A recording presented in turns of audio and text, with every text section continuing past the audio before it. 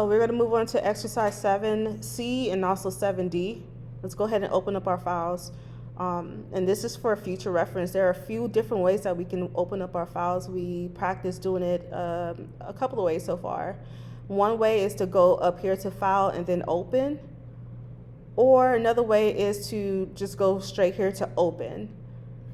And then the file's likely going to be, well, yeah, it should be on your desktop. No, it should be in your downloads folder. So go to on your computer, and then it's going to be in your downloads folder. And we could go ahead and open up exercise C and exercise D. I'm going to hold down Shift. If you hold down Shift, you can select two different files at the same time. If they were next to each other, you can click and drag over them to select multiple files to open up at the same time. But in this case, I'm going to select one, C, select the second one, hold down Shift, D, and then Open. And then just like that, it opens up both of the files. So let's start with exercise 7C. So I don't have my layers or tools open, so let me go ahead and open it. Window, Layers, and then also Window, Tools. I'm going to set up my layer, so I'm going to make one copy of the orange, Window J, and then I'm going to create a new layer at the bottom. I'm going to drag this new layer we created to the middle, turn off that bottom layer, select the top layer, and let's go ahead and start to work there. The selection tool that we're going to practice with is called the Quick Selection tool, so let me go ahead and locate that real quick. The Quick Selection tool is right above the Magic Wand tool. We practice using the Magic Wand tool for exercise 7A with the tree. So now we're going to use the Quick Selection tool. And they're grouped together because they're very similar. So Quick Selection tool. With the Magic Wand tool, we just clicked once. Here we're not going to do that. Instead of just clicking, we're going to click and drag.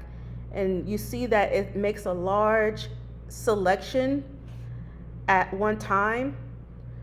Based on the pixels, because the pixels are so similar that it's connecting to all the pixels that look very, very similar. So it was easy to select that. I'm going to hit delete or backspace on the keyboard to get rid of that large chunk. And then I'm going to continue on, clicking and dragging with the Quick Selection tool. And I'm going to hit delete or backspace. And then I'm going to make sure I just get all the little parts, clicking and dragging, and delete. So with the Quick Selection tool, let me zoom in a little bit. I don't know if you guys can see this, but there's a big chunk of it taken out of the banana. For the sake of this exercise, it doesn't really matter, but I want to make note of that because with the Quick Selection tool, sometimes it selects a little bit too much. And if it does do that, you can always select this one at the top. You could change the function, which is that minus. And then you could go back to unselect that. Okay, that's just a FYI more so than anything. At any rate, you should have something that looks like this. Just the background, or the whole background taken out and the banana remaining. And once you do have that, just like the tree, we can move it around because it's an independent graphic at this point, but we are going to do a couple of things. We're going to select the banana. So we're going to hit Window A to select all. So Window A, you'll see the little dancing ants around the entire artboard, and we're going to copy it, Window C. And we're going to paste it, Window V as in Victor. So now we got two bananas. And with it still being in our clipboard, we're going to paste it one more time, Window V. So we'll have 3 bananas. And you see that every time when you bring something into Photoshop, it always comes in on its own layer. So for each of these layers, and it does shift to different layers as you click on them independently. So as I click on them, watch it move to the different layer. So for each of these layers, or each of the bananas, we're going to transform it. And that means to make it a different size and twist and turn it however we need to. So hit Window T.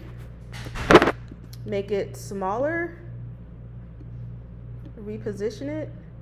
Hit Enter. Go to another one, Window T.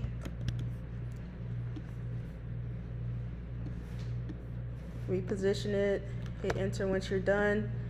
And then for the sake of me seeing that you know how to execute this properly, you know how to use the quick selection tool, you know how to use the free transform tool.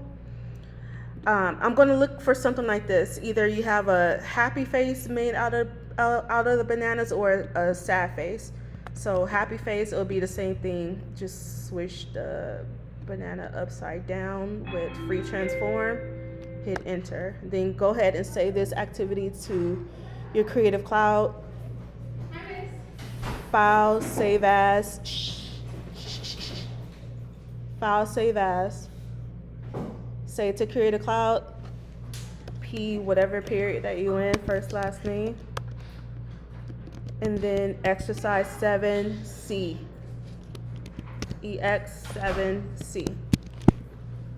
Save, check your Creative Cloud. And then there it is.